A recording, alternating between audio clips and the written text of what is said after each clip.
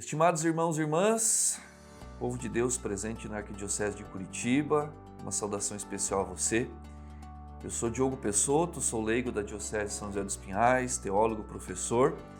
Eu estou aqui para partilhar com você os principais pontos da 18ª edição das Diretrizes Pastorais da Ação Evangelizadora da Arquidiocese de Curitiba, que estão evidentemente contidas neste material, que também está disponível a você no modo digital, mas que de alguma maneira nós queremos, com este vídeo e os demais dessa série, fazer chegar a você de um modo significativo, que estas diretrizes sejam de fato passíveis de aplicação, mas antes de tudo, de recepção, de interpretação por parte de nós, das nossas comunidades, das pastorais, movimentos e demais organismos que compõem ou que estão presentes na nossa arquidiocese.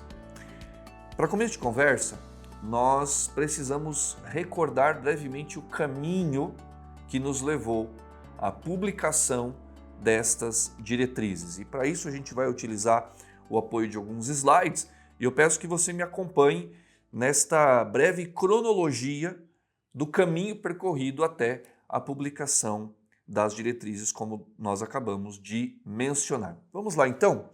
O nosso caminho, sendo recordado nesse sentido, tem início no ano de 2018, com um tempo chamado de preparação para a elaboração destas diretrizes, por meio da elaboração de um projeto e de algumas perguntas norteadoras, bem como o levantamento de alguns dados preliminares. Posteriormente, o ano de 2019 serviu para a escuta dos diversos sujeitos eclesiais ou dos diversos públicos presentes na nossa arquidiocese, desde presbíteros, religiosos, laicato, inclusive não cristãos, como nós veremos daqui a pouco. Evidentemente que contamos com o período pandêmico e este período, de alguma maneira, limitou a atuação da equipe que estava à frente da elaboração dessas diretrizes e o trabalho foi então retomado no ano de 2021 e entre 2021 e 2023, aí sim, a partir do material coletado na escuta, houve a definição ou a elaboração propriamente dita das diretrizes, 2 anos de trabalho intenso para que todo esse material fosse sistematizado e pudesse aí sim ser objeto da reflexão e também de algumas escolhas pastorais relativas justamente à definição dessas diretrizes. E agora, do ano de 2024 em diante, nós nos encontramos no tempo do planejamento e da execução, ou seja, vamos receber estas diretrizes, vamos interpretá-las e, posteriormente, aplicá-las em nossos contextos paroquiais, comunitários e das diversas realidades eclesiais da nossa arquidiocese. Seguindo, vale a pena mencionarmos o fato de que, no tempo da escuta, que foi de fato um momento importante, em que todo esse material que deu origem às diretrizes foi coletado, então este tempo contemplou alguns dados significativos que eu gostaria de partilhar com você.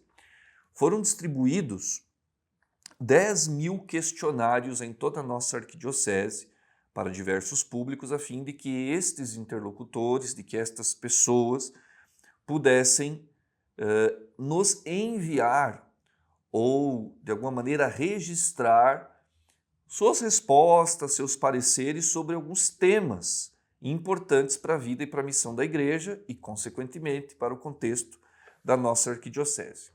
Foram distribuídos 1.000 questionários para o clero e para a vida religiosa, foram distribuídos 2.500 questionários para os leigos que participam das assembleias litúrgicas, das missas, das celebrações da palavra, das mais diversas comunidades. 5.000 questionários foram destinados às lideranças leigas que atuam igualmente nas nossas comunidades e 1.500 questionários foram entregues aos católicos, entre aspas, afastados das nossas comunidades, ou mesmo aos não católicos, irmãos e irmãs de outras igrejas cristãs, porque também tornou-se importante e necessário conhecermos, tomarmos ciência das suas ponderações e do que pensam estes nossos irmãos e irmãs acerca da missão evangelizadora da igreja hoje. Isto resultou no retorno de 6.978 questionários, ou seja, percentual de 69,78% de todos os questionários enviados ou distribuídos retornaram, o que é um dado também muito interessante no sentido de que houve uma adesão muito significativa para esse nosso processo. Por que nós falamos de diretrizes? Nós falamos de diretrizes porque nós estamos não simplesmente propondo ações concretas ou estamos partilhando uma receita de bolo com você, que é presbítero, com você que é diácono permanente, com você que é leigo, com você que é religioso. Não se trata disso. Quando nós falamos de diretrizes, e nós fizemos questão aqui de evidenciar esta importante verdade, princípios são mais importantes que planos.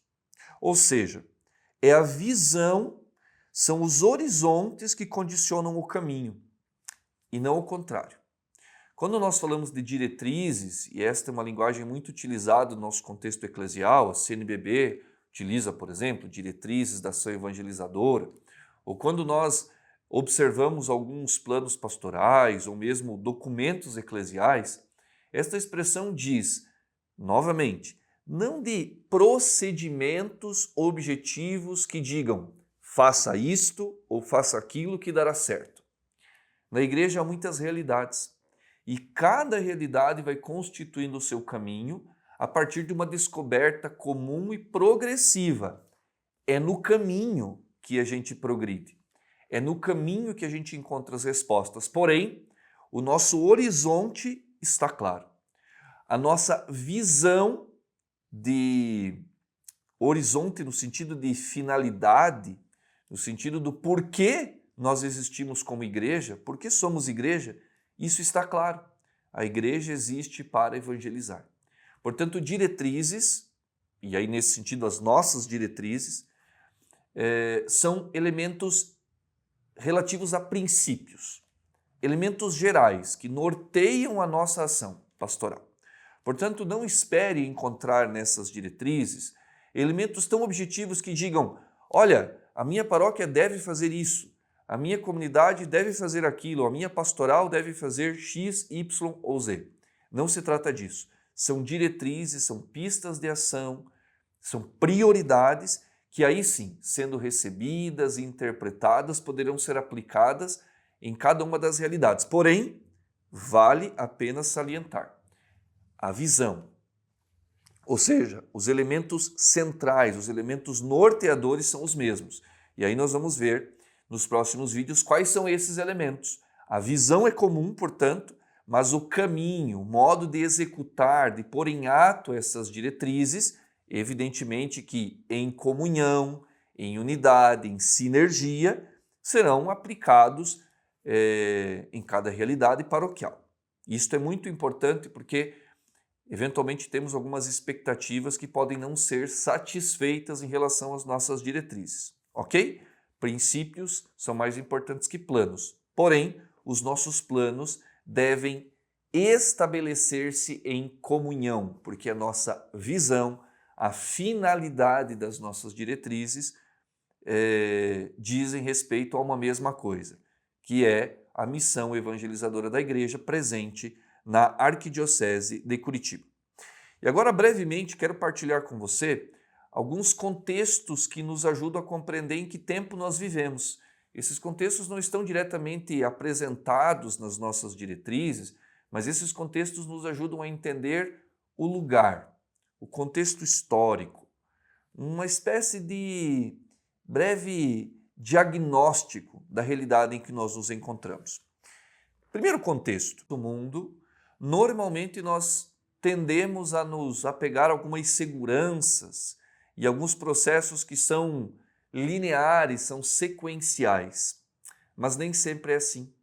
A vida humana e também a vida da igreja é feita de desafios, é feita de contingências, é feita de mudanças, é feita de alterações que, por vezes, e talvez muitas vezes, não estão no nosso controle. Portanto, essa ideia de estabilidade, de manutenção, de perenidade, de imutabilidade, as coisas parecem que estão estacionadas, estagnadas, e isso pode ser uma grande ilusão. Portanto, a igreja também se coloca nessa posição ou nesse contexto de atualizar-se, de renovar-se continuamente à luz do Evangelho. A mensagem é a mesma, mas o modo de comunicar a mensagem muda de acordo com o contexto. Segundo contexto importante, o nosso repertório decorre sempre do nosso lugar.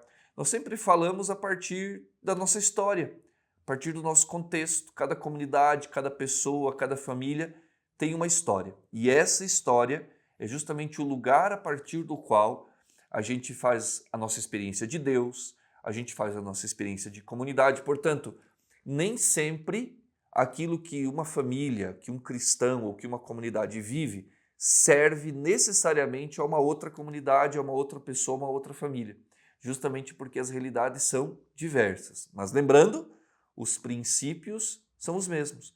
A aplicação e a realidade vivencial desses princípios é que mudam.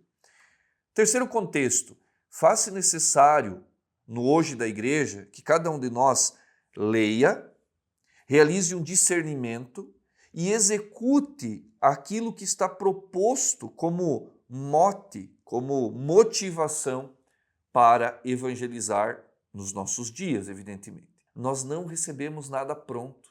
Novamente, salientando a ideia de que as diretrizes não têm a intenção de dizer exatamente o que nós temos de fazer, mas nos conferir pistas de ação, caminhos, propostas, que aí sim serão atualizadas em cada comunidade.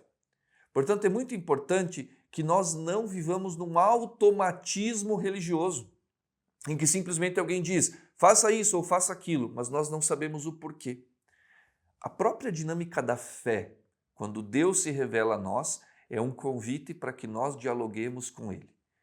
Deus não impõe nada, mas nos propõe, nos convida a um diálogo, a um relacionamento. Portanto, é muito importante que essas diretrizes sejam lidas, discernidas, interpretadas e aí sim aplicadas. Não simplesmente que uma, duas ou três pessoas digam é isso que temos de fazer. Temos de assumir a nossa responsabilidade como batizados nesse processo. Contexto número 4, as culturas urbana e tecnológica são um caminho sem volta, todos nós já sabemos disso. Evidentemente, vivemos num contexto urbano de rápidas e profundas transformações e num contexto digital que nos insere nesse ambiente de um modo avassalador. Há elementos muito positivos e há elementos negativos. Fato é, não podemos tapar o sol com a peneira. A igreja, toda a igreja, e nós enquanto arquidiocese, enquanto povo de Deus presente nessa arquidiocese, evangelizamos nesse contexto altamente urbano e predominantemente digital, e isso é para nós não apenas um desafio, mas uma oportunidade para anunciar o evangelho de Jesus Cristo. Quinto contexto, não faz sentido evangelizar ao modo apologista, proselitista e bélico. Não é raro que hoje nas redes sociais, em muitos lugares, nós vejamos muitos cristãos, católicos e não católicos, propondo um cristianismo ou propondo um evangelho ao modo impositivo. Você precisa se converter, você precisa fazer isso, você precisa fazer aquilo. Como se nós estivéssemos numa constante guerra entre nós, de sorte que aquele que é mais forte, ou que aquele que se diz o detentor da verdade, ganha o debate. E isso não é evangelho. Isso não é propriamente aquilo que a igreja entende por missão evangelizadora. Já dizia o Papa Bento XVI e Papa Francisco continua a corroborar essa afirmação. A igreja evangeliza não por proselitismo, ou seja, por imposição, mas por atração. Evangelizar por atração significa que os nossos irmãos e irmãs são tocados pelo evangelho à medida que nos veem com uma vida configurada à vida do Evangelho. Portanto, não se trata de uma imposição da fé, mas se trata de uma proposição da fé. E para isso, nós precisamos salientar o valor do nosso testemunho e não simplesmente o valor do debate de ideias, como se nós quiséssemos impor a fé aos nossos irmãos e irmãs. Contexto número 6, o magistério implica recepção, interpretação e aplicação, já falamos disso. O magistério é o exercício do ministério do Papa em comunhão com os bispos. Novamente, nós precisamos considerar desde o Concílio Vaticano II, que está aí às vésperas de completar 60 anos do seu encerramento, desde o Concílio Vaticano II até o magistério do Papa Francisco, há que se receber o conteúdo desse magistério, se interpretar o conteúdo do magistério e aí sim aplicar. O que por vezes acontece é que nós não damos a devida atenção, por exemplo, ao concílio, ou por exemplo, ao contexto em que os papas do pós-concílio conduziram a igreja e nós simplesmente damos ouvido a alguns modismos eclesiais e que não fazem muito sentido às nossas realidades. Portanto, há que se recepcionar, interpretar e aplicar o magistério. E aí fica o convite a você para que nós possamos retomar sobretudo o que nós chamamos de magistério recente, desde o Concílio Vaticano II até o Papa Francisco. Não que o magistério anterior ao concílio não seja válido, pelo contrário, mas nós estamos num tempo novo, inaugurado pelo Concílio Vaticano II, que nos insere numa nova dinâmica eclesial, voltando às fontes da Escritura e às fontes das origens cristãs, da tradição e assim por diante. Contexto número 7, a diversidade encontra-se estigmatizada. Nós sabemos disso. Eventualmente falar de diversidade hoje na igreja pode causar alguns problemas. E quando digo problemas, digo de desafios. Puxa, mas devemos fazer as coisas de maneira uniforme, todos iguais. Não se trata disso. O Espírito Santo de Deus derrama seus dons para que na unidade da igreja esteja presente, melhor dizendo, a diversidade dos carismas e dos ministérios. Devemos compreender isso de maneira saudável e adequada, de sorte que todo esse nosso processo é um processo, e aí eu digo do processo das diretrizes, contempla também a diversidade das nossas realidades. Compreendamos que, fundamentalmente, somos iguais pelo batismo que recebemos, mas no processo de vida eclesial somos diferentes nos carismas que recebemos do Espírito e nos ministérios que exercemos. E aí nós chegamos propriamente então ao final desse nosso primeiro vídeo, destacando deste contexto todo, de todos os questionários entregues, das respostas que chegaram à equipe que organizou as diretrizes. Todo esse processo levou, depois de uma reflexão teológica, pastoral, depois de um processo de discernimento, um processo de escuta desta equipe também, junto a outros atores eclesiais, todo esse processo levou à escolha de 3 eixos estruturantes das diretrizes. Novamente, quais são os princípios? Qual é a visão? Quais são os horizontes que se colocam à nossa frente para que caminhemos a eles e no caminho vamos atualizando as pistas de ação contidas nessas diretrizes? Quais são? Primeiro eixo, a missão, a missionariedade. O segundo eixo, a iniciação à vida cristã. E o terceiro eixo, a sinodalidade. Portanto, na sequência, se você está nesse primeiro vídeo, os próximos vídeos tratarão propriamente, cada um deles, destes eixos, e aí veremos o que cada um deles significa, missão, iniciação à vida cristã e sinodalidade, e quais são as pistas de ação pastorais que as nossas diretrizes nos apresentam. Nesse sentido, então, nós ficamos por aqui nesse nosso primeiro vídeo e esperamos que você possa ter compreendido o contexto de elaboração das diretrizes, o contexto em que nós vivemos, e agora sim vamos aos eixos práticos das nossas diretrizes.